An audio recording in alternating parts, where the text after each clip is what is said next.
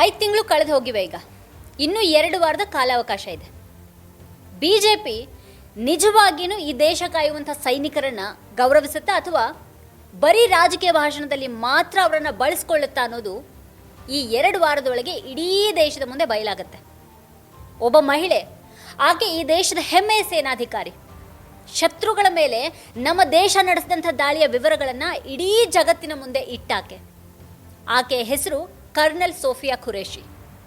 ಅಂಥ ಹೆಮ್ಮೆಯ ಸೇನಾಧಿಕಾರಿಯನ್ನೇ ಉಗ್ರಗಾಮಿಗಳಿಗೆ ಹೋಲಿಸಿ ಮಾತಾಡಿದ್ರು ಮಧ್ಯಪ್ರದೇಶದ ಬಿಜೆಪಿ ಸಚಿವ ವಿಜಯ್ ಶಾ. ನಮ್ಮ ದೇಶದ ಸೇನಾಧಿಕಾರಿಯನ್ನ ಉಗ್ರರ ಸೋದರಿ ಅಂತ ಹೇಳಿಬಿಟ್ರು ಆ ಬಿಜೆಪಿ ಸಚಿವ.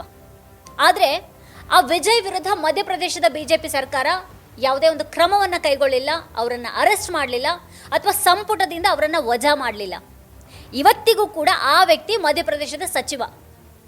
ಈ ದೇಶದ ಸರ್ವೋಚ್ಚ ನ್ಯಾಯಾಲಯನೇ ವಿಜಯ್ ಶಾಗೆ ಚಾಟಿ ಬೀಸ್ತು, ತರಾಟೆಗೆ ತೆಗೆದುಕೊಳ್ತು. ನಿಮ್ಮ ಬೂಟಾಟಿಕೆಯ ಕ್ಷಮಾಪಣೆ ನಮ್ಮಲ್ಲಿ ನಡೆಯೋದಿಲ್ಲ ಅಂತ ಹೇಳ್ತು. ಅಷ್ಟಾದ ಮೇಲೂ ವಿಜಯ್ ಶಾ ಬಂಧನ ಆಗಲಿಲ್ಲ, ವಜಾ ಕೂಡ ಆಗಲಿಲ್ಲ. ಈಗ ಸುಪ್ರೀಂ ಕೋರ್ಟ್ ಮತ್ತೆ ಮಧ್ಯಪ್ರದೇಶ ಬಿಜೆಪಿ ಸರ್ಕಾರವನ್ನು ಕೇಳಿದೆ. ವಿಜಯ್ ಶಾ ವಿರುದ್ಧ ತನಿಖೆಗೆ ಆದೇಶ ಕೋರಿರುವಂತಹ ಮನವಿ ಮಧ್ಯಪ್ರದೇಶ ಸರ್ಕಾರದ ಎದುರು 5 ತಿಂಗಳುಗಳಿಂದ ಹಾಗೇನೆ ಉಳ್ಕೊಂಡಿದೆ. ಇನ್ನು 2 ವಾರದ ಒಳಗೆ ಅದರ ಬಗ್ಗೆ ನಿರ್ಧಾರ ಮಾಡಿ ನಮಗೆ ಹೇಳಿ ಅಂತ ಸುಪ್ರೀಂ ಕೋರ್ಟ್ ಹೇಳಿದೆ. ಈ ದೇಶದ ಹೆಮ್ಮೆಯ ಸೇನಾಧಿಕಾರಿಯನ್ನು ಅವಮಾನಿಸಿದ ತನ್ನ ಸಚಿವ ವಿಜಯ್ ಶಾ ಬಗ್ಗೆ ಮಧ್ಯಪ್ರದೇಶದ ಬಿಜೆಪಿ ಸರ್ಕಾರ ಏನು ನಿರ್ಧಾರವನ್ನು ತೆಗೆದುಕೊಳ್ಳಲಿದೆ ಅಂತ ಇಡೀ ದೇಶ ಗಮನಿಸ್ತಾ ಇದೆ.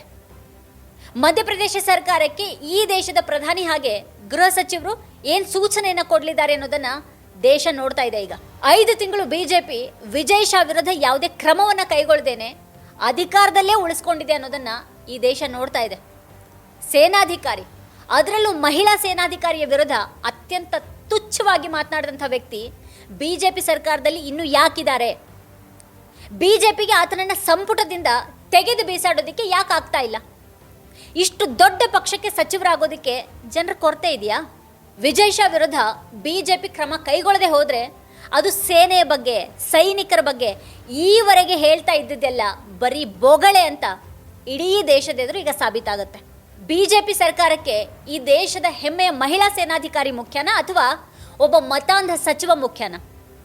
ಇನ್ನು 2 ವಾರದೊಳಗೆ ಇಡೀ ದೇಶಕ್ಕೆ ಇದು ಗೊತ್ತಾಗುತ್ತೆ. ವೀಕ್ಷಕರ ಕುರಿತು ನಿಮ್ಗೇನು ಅನ್ಸುತ್ತೆ ಅದನ್ನು ವಿಡಿಯೋದ ಕೆಳಗಡೆ ಕಮೆಂಟ್ ಮಾಡಿ ನಮಗೆ ತಿಳಿಸಿ. ಇಂತಹ ವಿಡಿಯೋಗಳನ್ನು ನೀವು ವಾರ್ತಾಭಾರತಿ ಚಾನಲಲ್ಲಿ ಮಾತ್ರನೇ ನೋಡೋದಕ್ಕೆ ಸಾಧ್ಯ. ನೀವಿನ್ನು ವಾರ್ತಾಭಾರತಿ ಚಾನಲನ್ನು ಸಬ್ಸ್ಕ್ರೈಬ್ ಮಾಡಿಲ್ಲ ಅನ್ನೋದಾದರೆ ಈ ಕೂಡಲೇ ವಿಡಿಯೋದ ಕೆಳಗೆ ಕಾಣ್ತಾ ಇರುವಂಥ ಸಬ್ಸ್ಕ್ರೈಬ್ ಬಟನ್ ಹಾಗೆ ಪಕ್ಕದಲ್ಲೇ ಇರುವಂಥ ಬೆಲ್ಲೈಕನ್ನ ಪ್ರೆಸ್ ಮಾಡಿ ನಮ್ಮನ್ನು ಪ್ರೋತ್ಸಾಹಿಸಿ. ನಮ್ಮ ವಿಡಿಯೋಗಳನ್ನು ಮಿಸ್ ಮಾಡದೇ ಕೊನೆವರೆಗೂ ನೋಡಿ. ಹಾಗೆ ಅದ್ರ ಕುರಿತಾಗಿ ನಿಮಗೇನು ಅಭಿಪ್ರಾಯಗಳಿದೆ ಅದನ್ನು ವಿಡಿಯೋದ ಕೆಳಗಡೆ ಕಮೆಂಟ್ ಮಾಡಿ. ಹಾಗೆ ನಿಮ್ಗೆ ಇಷ್ಟ ಆದಂಥ ವಿಡಿಯೋಗಳ ಲಿಂಕನ್ನು ನಿಮ್ಮೆಲ್ಲ ಬಂಧು ಮಿತ್ರರಿಗೆ ವಾಟ್ಸ್ಆ್ಯಪ್ ಮಾಡಿ. ಹಾಗೆ ನಮ್ಮ ಚಾನಲನ್ನು ಸಬ್ಸ್ಕ್ರೈಬ್ ಮಾಡೋದು ಮಾತ್ರ ಯಾವುದೇ ಕಾರಣಕ್ಕೂ ಮರಿಬೇಡಿ. Thank you.